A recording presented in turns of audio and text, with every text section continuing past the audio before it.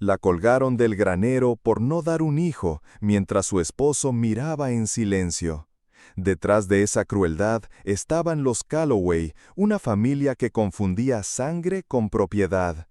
Pero Clay Danner no pidió explicaciones, solo la miró y dijo, «Si tú lo quieres». Y ahora escuchen cómo este gesto silencioso cambió un destino entero y por qué la justicia, al final, rugió más fuerte que el linaje. Emily Parker tenía 22 años cuando se aceptó como esposa de Marcus Calloway, el hijo menor de una de las familias ganaderas más antiguas del condado de Lubbock, Texas. Nacida en una pequeña ciudad del este del estado, sin grandes aspiraciones más allá de formar una familia, había aceptado el matrimonio como un camino lógico, incluso esperanzador. Marcus era educado, reservado y parecía dispuesto a protegerla de las inclemencias del mundo. No imaginaba que el verdadero peligro nacería dentro de su nuevo hogar. El rancho Calloway no era un lugar ruidoso, ni particularmente hostil a primera vista. Todo parecía ordenado, limpio, bajo control. Pero el silencio tenía filo, y Emily lo sintió desde la primera noche. Eleanor, la suegra, la recibió con un apretón de manos que duró menos que una ráfaga de viento. Gerald, el suegro, apenas levantó la mirada del periódico. Nadie preguntó si había tenido buen viaje, nadie le mostró su habitación. Fue Marcus quien, con una sonrisa nerviosa, la condujo hasta una pequeña estancia junto a la cocina, diciendo que luego hablarían de mudarse al dormitorio principal. Esa conversación nunca llegó. Durante los primeros días, Emily intentó ser útil, cocinaba, lavaba, se ofrecía para ayudar en el jardín o con las gallinas. Eleanor no la corregía ni la agradecía, solo la miraba y luego la ignoraba. Gerald no le dirigía la palabra, excepto cuando preguntaba, en tono monocorde, si ya había alguna novedad. Emily no entendía. No fue hasta el cuarto día que Eleanor, sentada con su hijo a la hora del almuerzo, dijo sin levantar la voz, «No hay razón para preparar tantas porciones si no hay vientre ocupado». La frase cayó como piedra en agua mansa. Nadie rió. Marcus solo bajó la vista y siguió comiendo. Pasaron semanas. Emily empezó a contar los días de su ciclo menstrual como si fueran sentencias. Cada mes que pasaba sin señal de embarazo, el ambiente se volvía más tenso. Las conversaciones disminuyeron, los espacios donde se le permitía estar parecían estrecharse. Eleanor comenzó a controlar sus horarios. Si Emily quería salir al pueblo para visitar a un médico, encontraba que la carreta ya se había ido temprano con algún recado, o que Marcus no tenía tiempo para acompañarla. La palabra infertilidad no se mencionaba, pero flotaba en cada mirada, en cada pausa. Marcus cambió también. Su afecto inicial se volvió costumbre, y luego ausencia.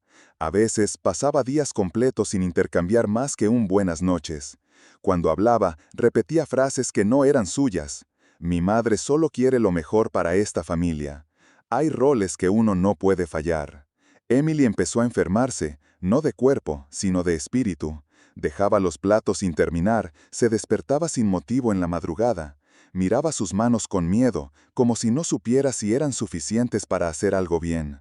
Pero jamás levantó la voz, nunca protestó, porque aún conservaba la esperanza de que algo, cualquier cosa, cambiara. Tal vez si demostraba ser obediente, si ayudaba más, si rezaba. Una mañana, mientras limpiaba el establo, escuchó pasos pesados detrás. Gerald se acercó con calma, sin prisa. En su mano colgaba una cuerda rústica, usada normalmente para asegurar animales. La arrojó a sus pies. «Elige tú la rama», dijo sin emoción en la voz. «Así no nos haces pasar vergüenza». No esperó respuesta, se giró y se fue, dejando la soga entre el estiércol y el heno. Emily no gritó, no corrió, solo se quedó inmóvil.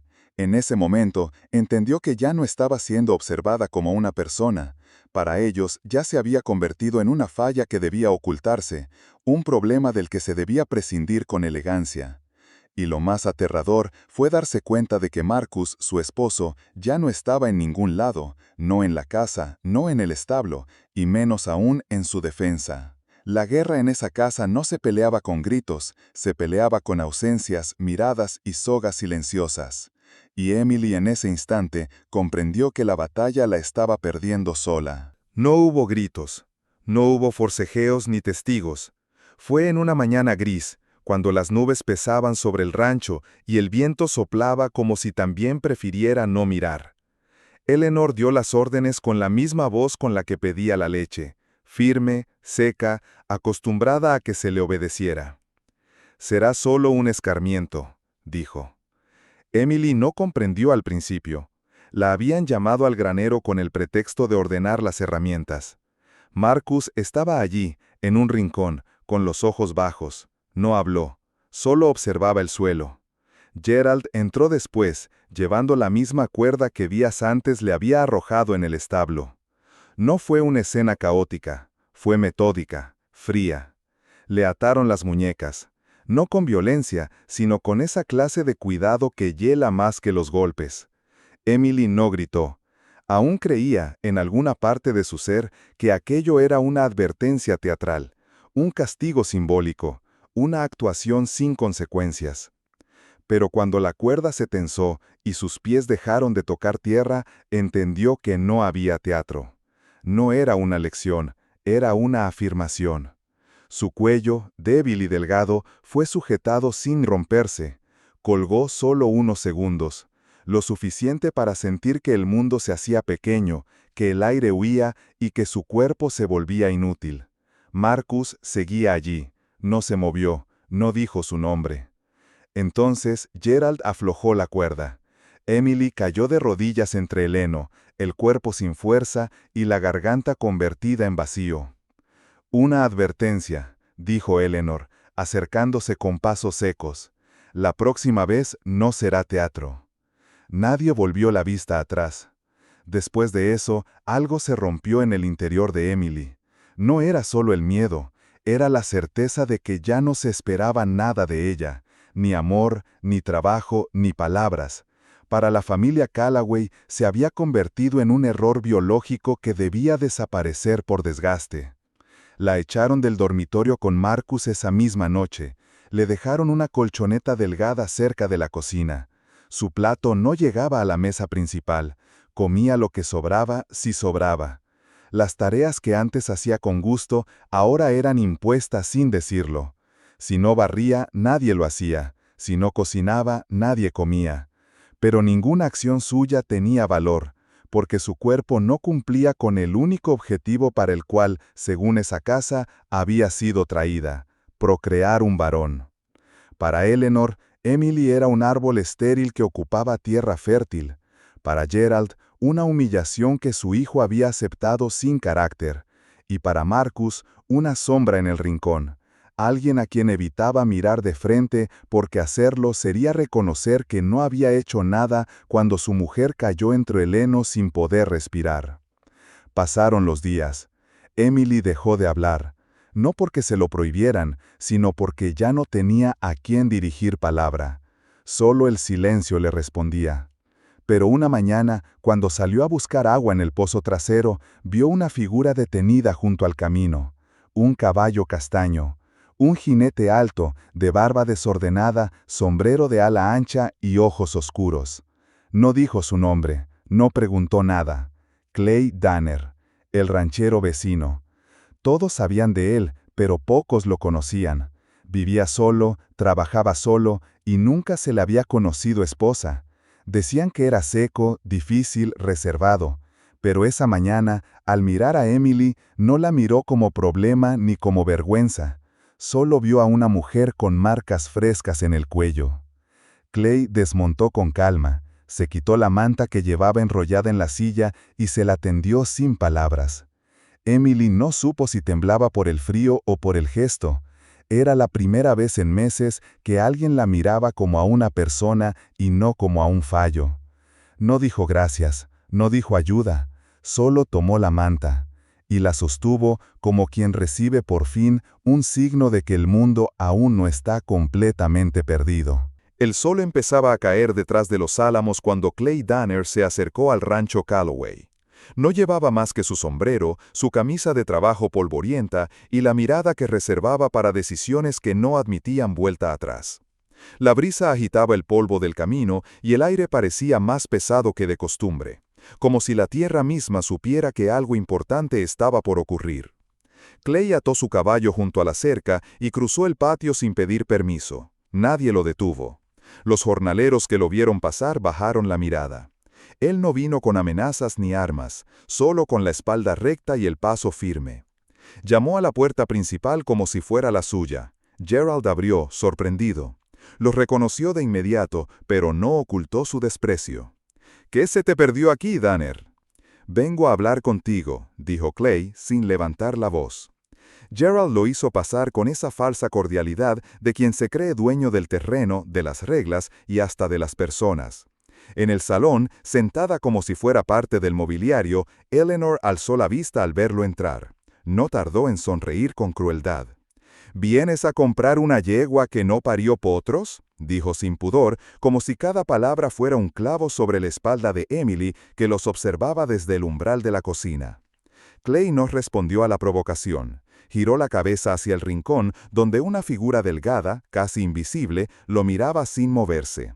Sus ojos encontraron los de Emily y en ese instante el tiempo pareció detenerse. No había lágrimas, ni palabras, ni promesas. Solo la verdad. Ella no tenía nada, ni protección, ni voz, ni salida. «Vengo por ella», dijo Clay. Un silencio espeso cayó sobre la sala. «¿Por ella?», repitió Gerald, levantándose con brusquedad. «¿Quién te crees que eres? Esa mujer es mi nuera. No puedes llevártela así como así». «Ella no es tuya», respondió Clay, con la misma calma de quien enuncia un hecho, no una opinión. «Y si lo fuera, dejaría de serlo hoy». Eleanor se irguió, visiblemente ofendida. «¿Y quién te dio derecho a decidir?». «Ella», contestó Clay, sin mirarles. Gerald avanzó un paso, quiso alzar la voz, tal vez imponer su peso con algún gesto. Pero Clay no se movió. Solo levantó una mano y sujetó con firmeza la muñeca del viejo. No fue un apretón violento, pero en el gesto había algo ancestral, el recordatorio de que el poder real no grita, solo actúa. Gerald, por primera vez en años, retrocedió. Emily seguía en el marco de la puerta. Su cuerpo temblaba, pero no por miedo. Había algo nuevo en su pecho, algo que no sentía desde antes de llegar a esa casa: presencia. Clay caminó hacia ella, no le tocó el brazo, no le tomó la mano. Solo se detuvo frente a ella, como quien no exige pero tampoco se disculpa por estar ahí. «Ahora eres mía, si tú lo quieres», dijo con voz grave. No fue una orden, fue una promesa sin presión, una declaración sin ego. Emily sintió que le faltaba el aire, no por ansiedad, sino porque era la primera vez que alguien le hablaba sin pedirle nada que su cuerpo no pudiera dar. Solo le ofrecía una salida, pero ponía la elección en sus manos. Y eso, ese simple «si tú lo quieres», fue más poderoso que cualquier promesa. A su espalda, la casa donde la colgaron seguía en pie. Delante de ella, Clay esperaba sin prisa. No insistía, no suplicaba, solo estaba ahí. Como lo están los hombres que no temen hacer lo correcto, aunque nadie se los pida. El rancho de Clay Danner no tenía lujos. Era una casa de madera firme, sin adornos, sin retratos en las paredes ni flores en las ventanas. Pero estaba limpio, impecablemente limpio. El aire olía a madera seca, a café tostado y a campo abierto. No había voces, solo el murmullo del viento y de vez en cuando el relincho de los caballos. Cuando llegaron, Clay no explicó nada. Tampoco le pidió a Emily que explicara lo suyo. La condujo hasta una pequeña habitación en el ala este, donde una cama de sábanas blancas ya estaba tendida. Sobre la mesita un jarrón con agua y una lámpara de aceite encendida. «Aquí estarás tranquila», dijo, y cerró la puerta con suavidad. No volvió esa noche, no preguntó si dormía, no forzó conversación. Pero a la mañana siguiente, Emily encontró una taza de té tibio en el suelo, justo frente a la puerta. Manzanilla, con un toque de miel. Y esa taza volvió a aparecer todas las noches, sin falta, como un gesto silencioso que decía: «Sigo aquí, sin prisa, cuando estés lista». Los días pasaron. Emily no hablaba mucho, pero el silencio ya no era castigo, era espacio para respirar. Se levantaba temprano, barría la galería, ayudaba a alimentar a las gallinas. Poco a poco su cuerpo recuperaba color. Las ojeras se atenuaban, El pelo, antes opaco, volvía a brillar. Las manos ya no temblaban. Empezó a coser, primero servilletas, luego ropa vieja para reparar, luego una camisa para Clay que dejó sobre el respaldo de su silla sin firmarla. Él la usó sin decir palabra, pero al día siguiente la taza de té llegó con una pequeña flor silvestre al lado. Emily sonrió por primera vez. Después plantó tomates. Hizo un surco cerca de la cerca de madera y pasaba las tardes arrodillada, cubriéndose del sol con el sombrero de Clay que él le había dejado junto a los guantes de trabajo. Nunca le preguntó por qué le gustaban tanto los tomates. Nunca preguntó nada. Pero cada vez que ella regresaba del huerto con las rodillas manchadas de tierra, encontraba un paño limpio colgado en la baranda. Una noche, sin buscarlo, Emily habló. No fue un relato ordenado, solo trozos, palabras rotas, días que prefería no recordar. Clay no interrumpió, no juzgó, solo la escuchó, apoyado contra el marco de la puerta con los brazos cruzados. Cuando terminó, ella bajó la mirada. Esperaba compasión o lástima, pero Clay solo murmuró: «Ninguna tierra da frutos si se pisa con odio». Hizo una pausa, luego agregó: «Pero tú sigues viva». Emily no respondió, pero esa noche durmió sin sobresaltos. Un día, al regresar del mercado donde vendía huevos y frascos de mermelada, Emily se sintió débil. Pensó que era el calor. Dio 2 pasos más y se desplomó en la tierra. Cuando abrió los ojos, estaba en brazos de Clay, que la llevaba a caballo al consultorio del doctor Harris en el pueblo. «No te duermas», le decía, sin alzar la voz. «Solo respira». El diagnóstico llegó al caer la tarde. Embarazo de 6 semanas, sano, sin complicaciones. Emily se tapó la boca con las manos, no podía hablar. Los ojos se le llenaron de lágrimas, pero no eran de miedo. «No sabía que podía», susurró. Clay la miró con una calma que solo tienen quienes han aprendido a esperar. «Quizás solo necesitabas que no te odiaran por dentro», respondió. En ese momento, Emily comprendió que su cuerpo nunca estuvo roto, solo estaba herido, y que a veces para florecer basta con tener un lugar donde nadie te exija hacerlo. La noticia no tardó en llegar al rancho Calloway. Alguien del pueblo, quizá un viejo trabajador, quizá una de esas bocas ansiosas de llevar novedades donde arde el orgullo, murmuró que Emily Parker estaba embarazada y que el niño no sería un Calloway. Para Eleanor fue como si el cielo se le viniera abajo. «Ese niño lleva nuestra sangre», dijo sin miramientos, «nos pertenece». No esperó la opinión de Marcus, que para entonces ya no era más que un espectro en su propia casa, encerrado en su silencio y su culpa. Gerald, envejecido, apenas asintió desde su silla, como si todo le fuera ya ajeno. Pero Eleanor no necesitaba compañía para hacer lo que siempre había hecho: imponer. Llegó al rancho Danner a mitad de la tarde, con las botas limpias y el rostro endurecido por el orgullo herido. Tocó la puerta con la fuerza de quien no conoce el respeto, sino el mandato. No esperó a que la invitaran a entrar. «Quiero ver a Emily», gritó desde el patio. «Ese niño no es solo suyo, ese niño lleva sangre Calloway». Desde el granero, Clay salió en silencio. Llevaba al hombro un hacha que había estado usando para cortar leña, pero en ese momento parecía llevar el peso de toda su historia. Caminó sin apuro, sin alterar el paso, solo con la certeza que tienen los hombres que no retroceden. Se detuvo frente a Eleanor, a una distancia que dejaba claro que allí no había diálogo, sino límites. «Tu linaje no cría hijos, cría verdugos», dijo con voz serena, sin elevarla. «Aquí no pisarás ni el polvo». Eleanor entrecerró los ojos, escupió palabras amargas, llenas de rabia y desprecio. Pero Clay no se movió, no cayó en provocaciones, porque él no necesitaba ganar una discusión. Ya había ganado algo más valioso: la libertad de Emily. Entonces, desde la galería, apareció ella. No se escondía, no temblaba. Caminó despacio pero con la espalda erguida. Se plantó junto a Clay, no detrás. Sus ojos miraron a Eleanor con la firmeza de quien ha sobrevivido a lo peor. Este hijo nacerá en paz, dijo. Ustedes mataron a la mujer que fui. Clay me ayudó a renacer. Hizo una pausa. Luego concluyó, sin rabia, pero con un filo implacable. Así que si tienen algo más que decir, será al juez. Las palabras no eran amenaza, eran un cierre. Eleanor abrió la boca para responder, pero no encontró nada que decir. El peso de la escena no estaba en la fuerza física, sino en la imposibilidad de seguir dominando. Había perdido.